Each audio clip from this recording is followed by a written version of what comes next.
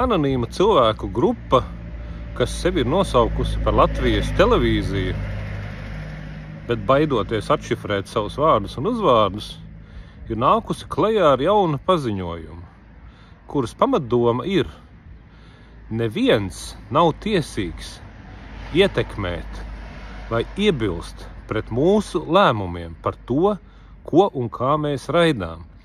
Un, ja mēs gribam raidīt Eiropas parlamenta priekšvēlēšanu debatas Latvijas Republikā, Krievijas valsts valodā, tad to mēs arī darīsim. Un kas jūs visapkārt nožēlojamie tādi esat, lai kaut ko pret to iebilstu, lai izteiktu savu viedokli, lai pateiktu, ka tas ir nepieņemami un neiespējami un neiedomājami. Latvijas Republikā kara laikā rīkot Latvijas Republikas Eiropas parlamenta kandidātu debates citas agresoru valsts, Krievijas valsts valodā. Bet tieši to viņi arī dara.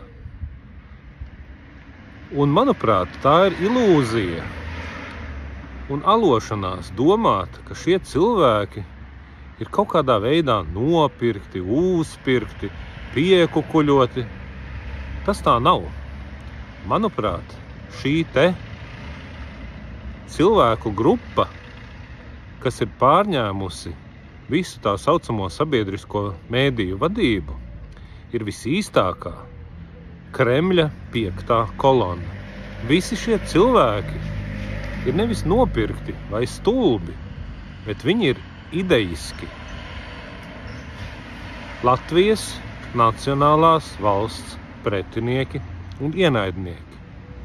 Un viņi dara un darīs visu iespējamo, lai savus mērķus piepildītu un sasniegtu. Jautājums par Eiropas parlamenta priekšvēlēšanu debatēm, protams, atrisināsies. Bet ir jāsaprot viena lieta. Kamēr šie te cilvēki, šī te konkrētā cilvēku grupiņa turpinās pārvaldīt kā personiskos, tā saucamos sabiedriskos mēdījus, aizbildinoties ar redakcionāliem lēmumiem, kas patiesībā latviski tulkojot nozīmē, kā mēs gribam, tā mēs daram, un mēs negribam nevienam par to atskaitīt. Kamēr viņi būs pie varas un teikšanas sabiedriskajos mēdījos, nemainīsies nekas. Sabiedriskie mēdīji turpinās darīt slēptā, atklātā, pavisam slēptā veidā visu, ko tie spēs,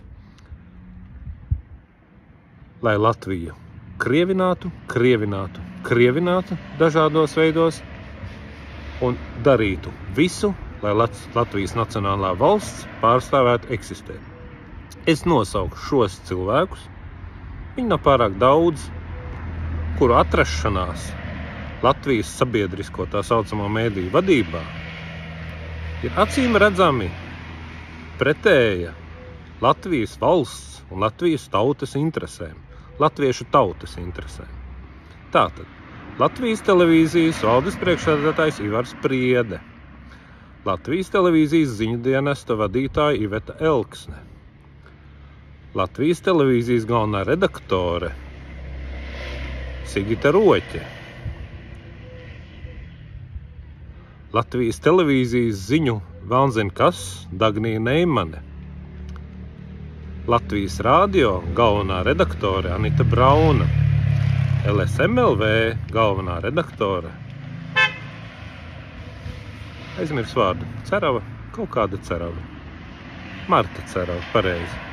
Un, protams, ka pāri visam ir divas personas, kas šo te pretvalstisko, pretnacionālo darbošanos jumto. Un tie ir sabiedrisko elektronisko plašsaziņas līdzekļu padomes priekšsēdētājs Jānis Siksnis un šī paša kantora padomes loceklis Jānis Eglītis. Vēlreiz atkārtoju, mana absolūta pārliecība ir tā, ka kamēr visi šie cilvēki nebūs izslaucīti no sabiedrisko mēdīju vadības. Sabiedriskie mēdīji Latvijā turpinās darboties pret Latvijas valsts, pret latviešu tautas interesēm. Tieši tik vienkārši. Visu labu!